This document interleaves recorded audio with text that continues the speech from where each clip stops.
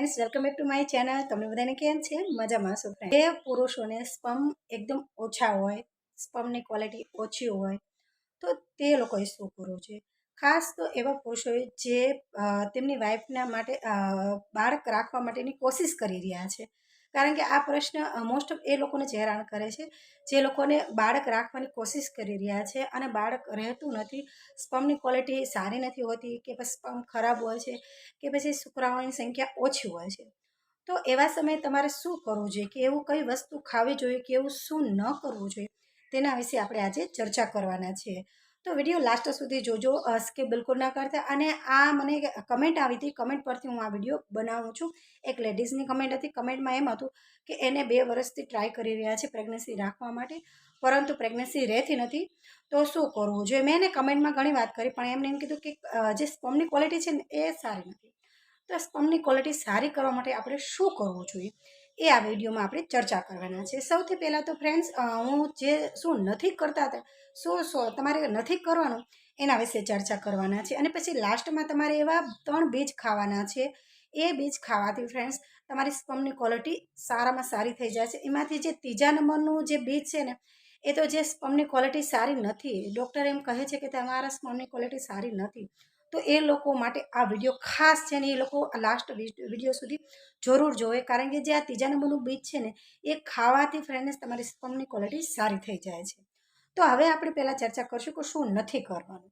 હવે ફ્રેન્ડ્સ જો તમારી મિસિસને બાળક કે તમારે બાળક રાખવાની તમે કોશિશ કરી રહ્યા છો, બાળક રહેતું નથી, તમે તપાસ કરાવો છો તો તમારા સ્પર્મની ક્વોલિટી સારી નથી આવતી કે પછી શુક્રાણુની સંખ્યા સાવ ઓછી થઈ ગઈ છે, તો તમારે શું નથી કરતા। ઇન કેસ તમે ફ્રેન્ડ્સ ઘણા લોકો જોયો છે મેં કે ધૂમ્રપાન કરતા હોય છે કે પછી માવા પાન એવું ખૂબ જ સતત વ્યસન કરતા હોય છે, તો આવું જો તમે કરતા હો ને તો બંધ કરી નાખો, કે પછી તમે એક ખામટા તો તમે બંધ નહીં કરી શકો, ઓછું કરી નાખો, કારણ કે આવું કરવાથી તમારા સ્પર્મની ક્વોલિટી ઓછી થઈ જાય છે, તમારા શુક્રાણુ ઓછી થઈ જાય છે, ક્વોલિટી તો સારી રહેતી જ નથી।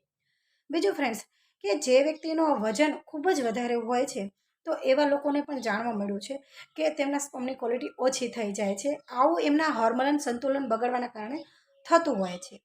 ત્રીજું ફ્રેન્ડ્સ કે જેમ કે જે લોકો એકની એક જગ્યાએ બેઠા જ રહે છે, તમે ઘણા લોકોને જોયા છે હીરા ઘસતા હોય છે કે દુકાને બેઠતા હોય છે કે પછી કોમ્પ્યુટર પર બેઠતા હોય છે, એ લોકો સતત એકની એક જગ્યાએ એકની એક પોઝિશનમાં બેઠા રહે છે, બાથરૂમ કરવા પણ નથી જતા, ઇગ્નોર કરી રહ્યા છે, એટલે કે એ લોકો પાણી પણ નથી પીતા।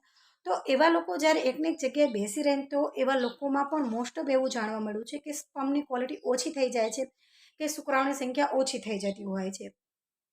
તો આવું તમે ન કરો, તમે એકની જ જગ્યાએ જ્યારે બેસી રહો છો તો એની જગ્યાએ તમારે 1 કલાકના અંતરે 5 થી 10 મિનિટ વોકિંગ ડિસ્ટન્સ રાખવું જોઈએ, એટલે કે ચાલવાનું રાખવું જોઈએ, જેનાથી તમારા સ્પર્મની ક્વોલિટી સારી। તમારે એવું કામ હોય કે તમારે બેસવું જ પડે, ફરજિયાત ઊભું ન થવું પડે, પણ તો પણ તમારા માટે, તમારા ભવિષ્ય માટે તમે થોડુંક ચાલવાનું। ફ્રેન્ડ્સ તમે જ્યારે ડૉક્ટર પાસે તપાસ કરાવો છો અને તમને એમ કહે છે કે તમારા સ્પર્મ કાઉન્ટ એકદમ ઓછા છે, જેટલા હોવા જોઈએ તેટલા નથી, કે પછી જેટલા થવા જોઈએ તેટલા નથી થતા, તો તમારે શેનું સેવન કરવાનું છે?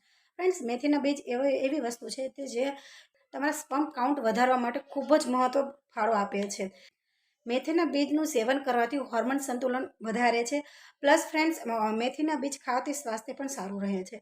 તો તમારે હવે આનો ઉપયોગ કઈ રીતે કરવાનો છે? હવે ફ્રેન્ડ્સ મેથીના દાણા 1 કપ પાણીમાં તમારે નાખવાના છે, 1 ચમચી ભરીને નાખવાના છે અને પલાળીને રાખી દેવાના છે, પછી એને ઉકાળી નાખવાના છે, ઉકાળી અને સવારમાં ઉઠતા વેત જ એ પાણી તમારે પી જવાનું છે, એમ પીવાથી પણ તમારા સ્વાસ્થ્ય માટે ખૂબ જ સારું। બીજું જે તમારે બીજ લેવાનું છે એ છે સૂરજમુખીના બીજ। સૂરજમુખીના બીજ એ હેલ્થ માટે ખૂબ જ સારું છે, એમાં ઓમેગા 3 આવે છે, વિટામિન E આવે છે, એન્ટીઓક્સિડન્ટથી ભરપૂર હોય છે। ફ્રેન્ડ્સ આનું સેવન કરવાથી તમારા જે સ્પર્મમાં ઘટાડો નોંધાયો હોય છે એ પણ વધારો થઈ જાય છે।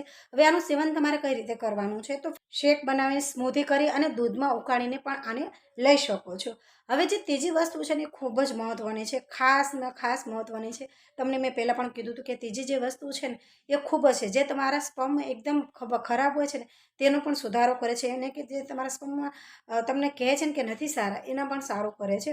તો તમારે લેવાના છે અળસીના બીજ। અળસીના બીજ સ્વાસ્થ્ય માટે ખૂબ જ સારા હોય છે, એનો પણ ઉપયોગ કરી શકો છો। અને ફ્રેન્ડ્સ તેમાં વિટામિન E ભરપૂર માત્રામાં હોય છે। સાથે સાથ ફ્રેન્ડ્સ, અળસીના બીજનું તેલ જે હોય છે તેનું સેવન કરવાથી તમારા જે શુક્રાણુની સંખ્યા છે તે ઘટવા નથી દેતું અને તેની ક્વોલિટી પણ સારી કરે છે. તો ફ્રેન્ડ, આ મારો વિડીયો હતો જેમાં જે સ્પમમાં ઘટાડો નોંધાયો હોય કે તમને કહ્યું હોય કે તમારા સ્પમમાં ઘટાડો છે થઈ ગયો છે કે તેની ક્વોલિટી સારી નથી, તો આટલું વસ્તુ કરશો તો તમારા સ્પમમાં ઘણો બધો સુધારો થઈ જશે. તો વિડીયોની માહિતી થોડીક પણ તમને જો હેલ્પફુલ લાગે તો લાઈક શેર જરૂર કરજો. ચેનલમાં નવા હોય તો સબસ્ક્રાઈબ કરી નાખજો. અત્યારની માટે બાય.